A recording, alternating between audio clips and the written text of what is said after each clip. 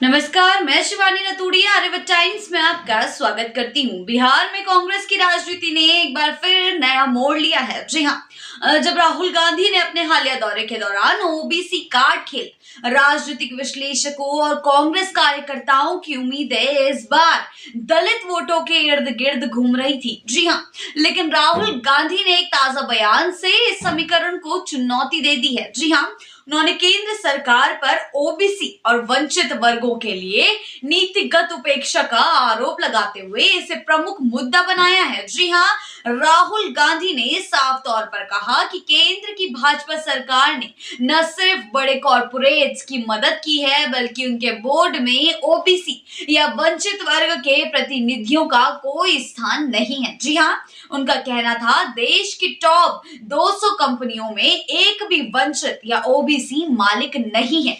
इसके अलावा उन्होंने भाजपा पर भी ढेर सारे आरोप लगाते हुए कहा कि जिन उद्योगपतियों का कर्ज माफ किया गया है, उनमें से कोई भी वंचित या ओबीसी नहीं था।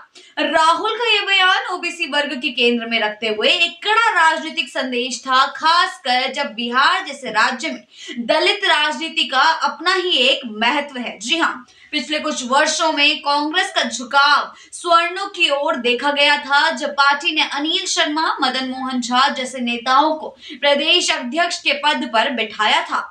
जी हाँ, सवाल ये उत्पन्न हो रहे हैं कि आखिर कैसे राहुल गांधी की दलित राजनीति ओबीसी राजनीति में बदल गई। जी हाँ, इससे ये धारणा बन रही है कि कांग्रेस पहले सवर्णों के वोट बैंक पर नजर बनाए हुए था, जबकि राजद के पास दलित और पिछड़े वोटों का मजबूत आधार है। लेकिन इस बार राहुल गांधी ने ओबीसी कार्ड खेलकर यह संदेश देने की कोशिश की है कि कांग्रेस अब स्वर्णवाद से बाहर निकलकर पिछड़े और वंचित वर्गों की समस्याओं पर ध्यान केंद्रित करने की कोशिश कर रही है। जी हाँ, उनकी यह रणनीति न केवल राजद से कांग्रेस के अंतर को पाटने की कोशिश दिखाती है, बल्कि कांग्रेस को एक नई दिशा में आगे बढ़ाने की योजना भी नजर आ रही है। जी हाँ, साथ ही बिहार की राजनीतिक जमीन पर यह बदलाव कांग्रेस के लिए एक नया प्रयोग हो सकता है। जी हाँ, इसने यह भी दिखाया है कि कांग्रेस अब अपने पुराने समीकरणों से बाहर निकलकर नया राजनीतिक फलक तैयार करने की दिशा में काम कर रही है, जिससे कहा जा रहा है कि राहुल गांधी बेहद कंफ्यूज हैं कि उन्हें किस तरीके की राजनीति पर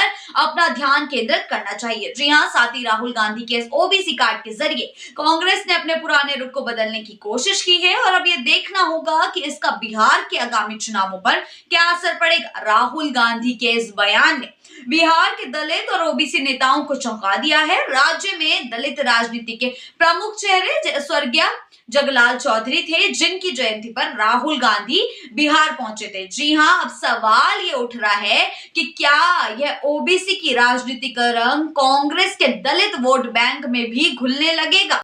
जी हाँ, यह सवाल बिहार के आगामी चुनावी समीकरण को और भी दिलचस्प बना देता है। जी हाँ, कांग्रेस के भीतर यह रणनीतिक बदलाव बीजेपी और राजद के लिए चुनौती बन सकता है, क्योंकि कांग्रेस ने यह साबित करने की कोशिश की है कि वे केवल स्वर्ण या दलित वर्गों तक सीमित नहीं है, बल्कि ओबीसी वंचितों की समस्याओं को भी अपने एजेंडे में प्रमुखता से शामिल कर रही है। जी हाँ, साथ ही इस बदलाव का असर बिहार के आने वाले चुनावों में जरूर दिखाई देगा, जहां कांग्रेस को फिर से अपनी पुरानी राजनीतिक जमीन पर खड़ा करने के लिए हर कदम सावधानी से उठाना होगा। साथ ही इसके साथ ये भी कहा जा रहा है कि लालू यादव के दबाव में राहुल गांधी ने अपना चुनावी एजेंडा बदल दिया है। अब देखना यह होगा कि कांग्रेस की यह नई रणनीति बिहार की राजनीति में क्या नया मोड़ लाती है और क्या ये पार्टी बीजेपी के खिलाफ एक मजबूत विपक्ष के रूप में प्रस्तुत कर पाएगी।